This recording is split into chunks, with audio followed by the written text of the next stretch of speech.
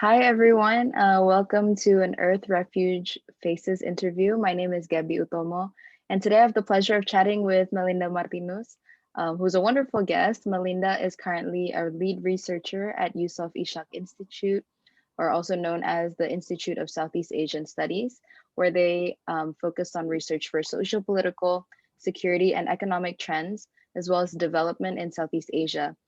Within Yusof Ishak Institute, Melinda's research centers on the ASEAN Smart Cities Network, mainstreaming of climate change, and also urban resilience. Melinda, it's lovely to have you here with us today.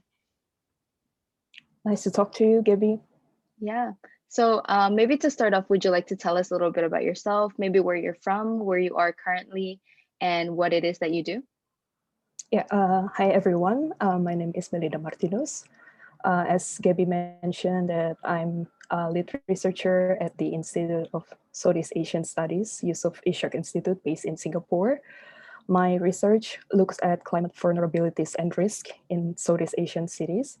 I look at specifically at how can policies better integrate climate adaptation and urban development strategies. I'm originally from Jakarta, Indonesia, one of the most climate vulnerable cities in the world.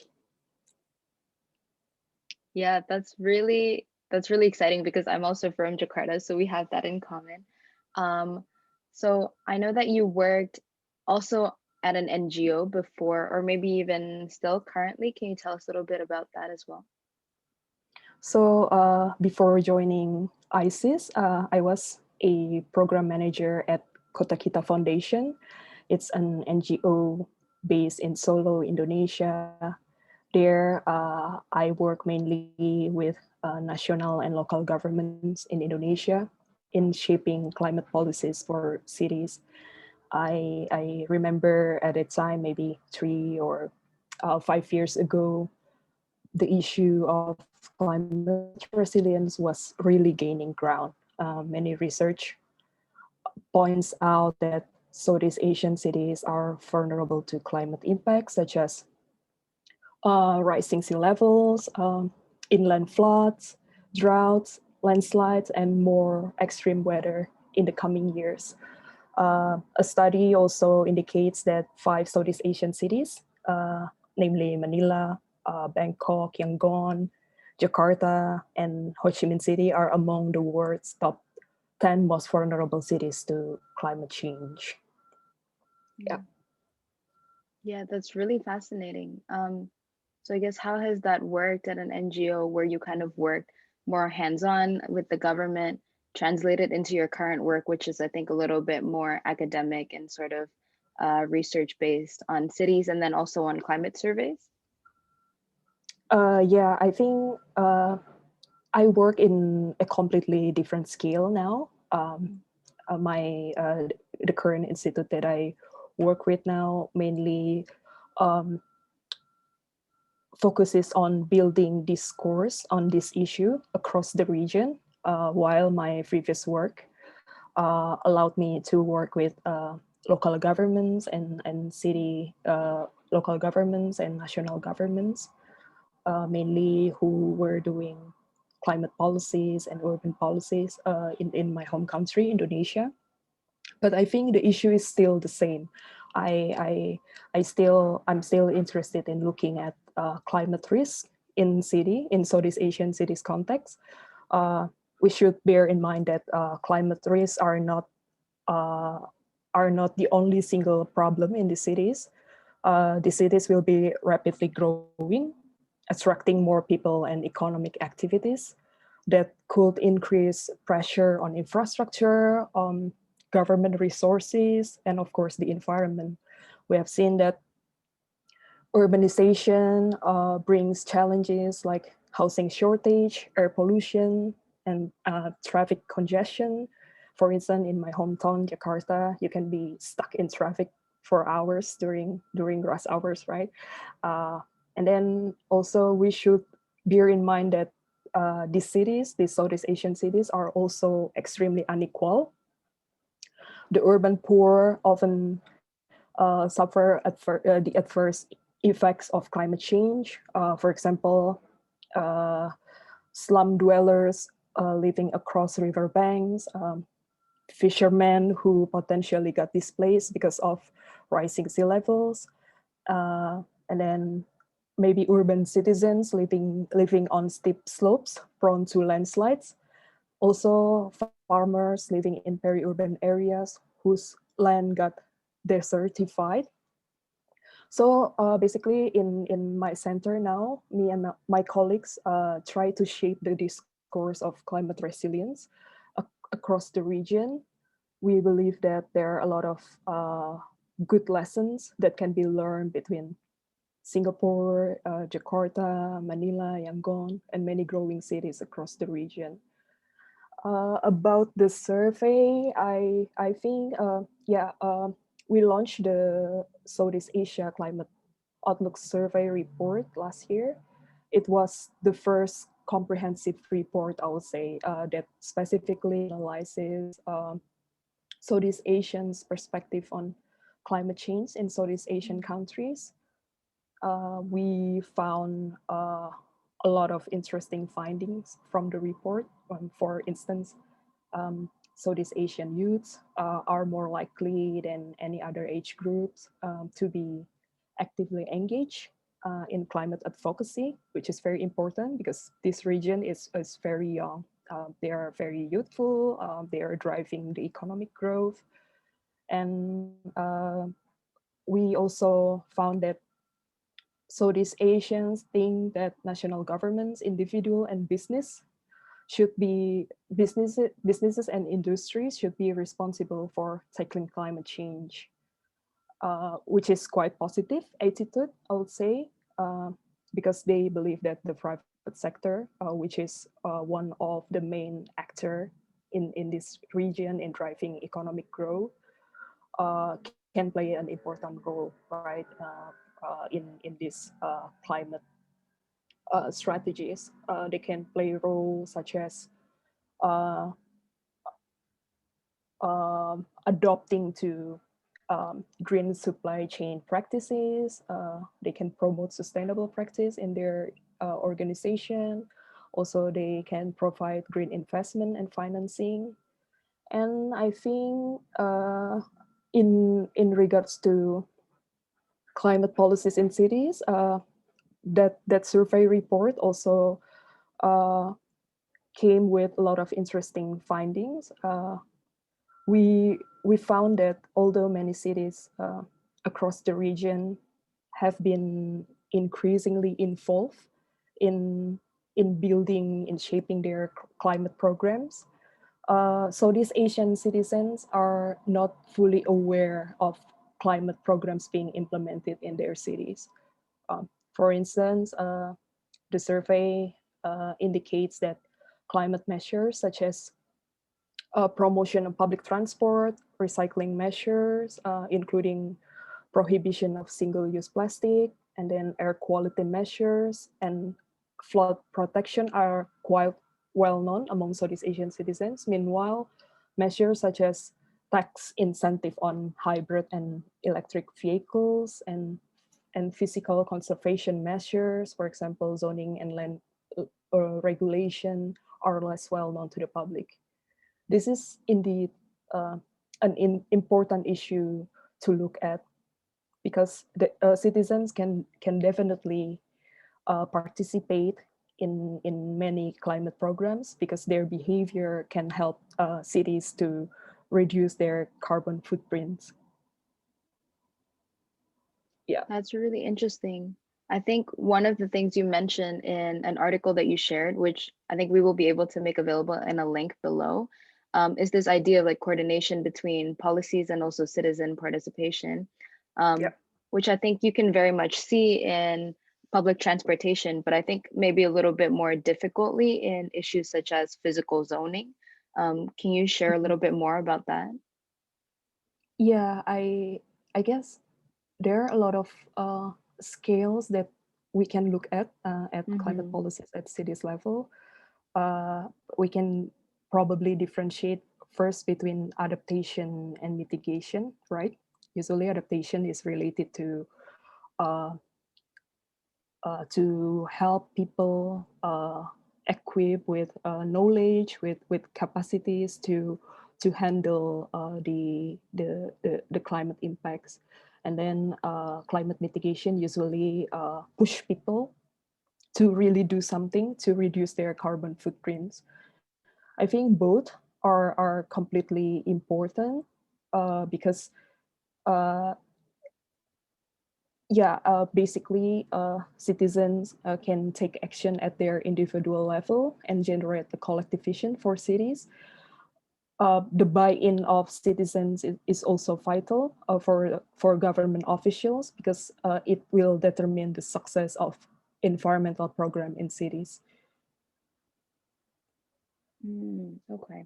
Um, so I think it's really exciting that you're working with Southeast Asia because it's so small but so big, so populated, and very diverse as well. So is Mhm. it a struggle for you to kind of study all these very different, very sort of dynamic cities, or is that maybe not so much of a challenge compared to some other challenges that you might face?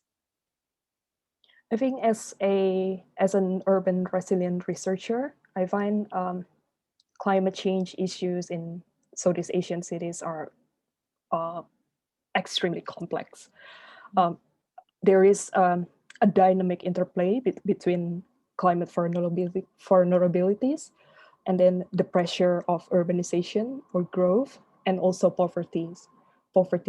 These three problems are often intertwined and make uh, policy making extremely hard to do, right?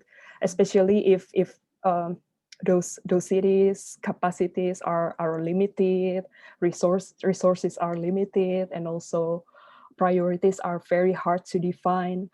um, for example, maybe the urban planners in those cities may say that building climate infrastructure, zoning, and land use regulation might be necessary, but um, social development expert might propose programs such as cash transfer to help the poor first out of poverty, and then climate scientists may say that there is a need to incorporate greater transparency and accountability in policymaking. So this dynamic is really interesting in the context of Southeast Asian cities. Mm, yeah, so I guess what does the discourse look like in building climate change across Southeast Asia? How is it different maybe in a couple of different cities? Could you give us some stories maybe? Yeah, this three dynamic interplay I mentioned to you. Contestation between the pressure of growth, the needs to increase climate resilience, and also poverty dynamic is really complicated. We can see this problem appears in the Great Garuda project in Jakarta, for Of instance, right? course. Hmm. Yeah, yeah. A little bit about uh, a little bit background about the project for those of you who don't know.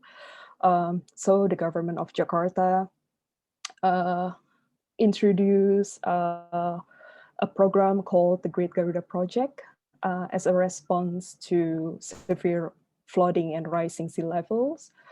And they selected these Dutch engineers for designing a grand master plan consisting of a seawall and several reclaimed lands. I mentioned to you that the project was estimated to cost around $40 billion. Therefore, there is a need for financing from property developers. But the project received a lot of criticism because there was a corruption scandal involving government official and property developer, and there was also a moral controversy issue over the mass eviction of fishermen communities living along the coast. So from this issue, we can see that sometimes uh, the effort to build climate solutions in cities are often complex. They're often contested and politicized. So definitely this dynamic is very important to look at for us as urban resilience researchers.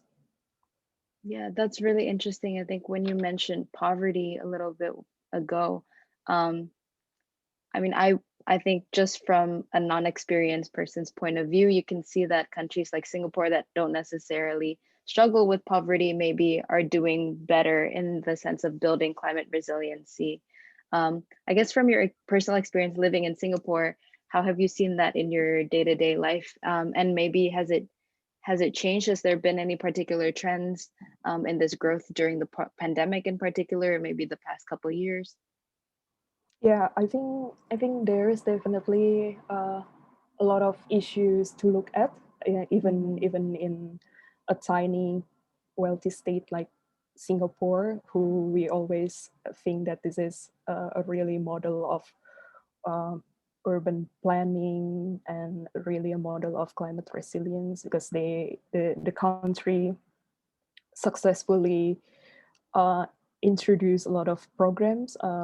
For example, like the expansion of public transportation to really reduce people's dependency on private cars, and then the country is really amazing in doing uh, in greening their country. You can see a lot of parks, beautiful parks in Singapore, helping the cities retain water and reduce the risk of flooding. That's completely interesting. But in the past couple of months during the COVID crisis, I noticed that a lot of civil society organizations are concerned over uh, the waste from food delivery services, right? Yeah. Yeah, that's quite interesting to look at, because definitely uh, there is a correlation for sure between waste management, climate change, and efforts to make cities more sustainable. Yeah, this is one thing which gains a lot of traction in Singapore now. And then another thing I would say that there are also uh, a lot of dialogues on how Singapore can cool their state, because right now heat wave is really happening. If you go to Singapore Mm. now, it's extremely hot, and as a result of both building a lot of tall buildings, and then also uh, climate risk. So yeah, a lot of scientists are looking into this issue. Is this something that's maybe a trend in Southeast Asia more generally as well? Or what are some other trends that you might see across the countries of Southeast Asia in terms of building resilience and like facing climate change issues in recent years? I would say maybe this is not a specific trend to Southeast Asia, Mm. especially on the climate issues, but uh, there are also a lot of studies indicate that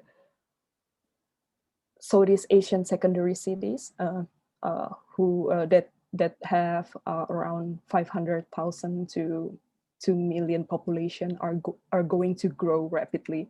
The cities are, for example, uh, Surabaya, and then Semarang, Davao in the Philippines, and then Danang, Johor Bahru.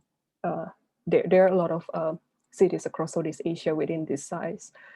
So yeah, the cities are also increasingly look into the intersection between urban management and climate resilience in their localities.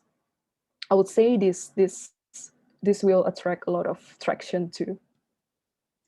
Do you find that maybe primary cities are more mindful of climate change issues compared to these secondary cities? And is it when they're pushed over sort of to the side of primary cities that they begin to be more um, maybe intentional about their climate policies? the problem with these cities, I mean the secondary cities, they are Mm-hmm. very resource limited, right? Unlike those Mm-hmm. metropolitan cities of Jakarta, Manila, Kuala Lumpur, those can easily attract a lot of collaboration with the private sector to build, for example, like in Jakarta recently, we had a new MRT line, right? That's one of way to look at it. So yeah, for those big cities, it's it's it's no problem for them to attract a lot of funding to fund their projects on reducing carbon footprints or building climate resilience. But for these secondary cities, sometimes they're facing a lot of struggle in this financing. So that's another thing to look at.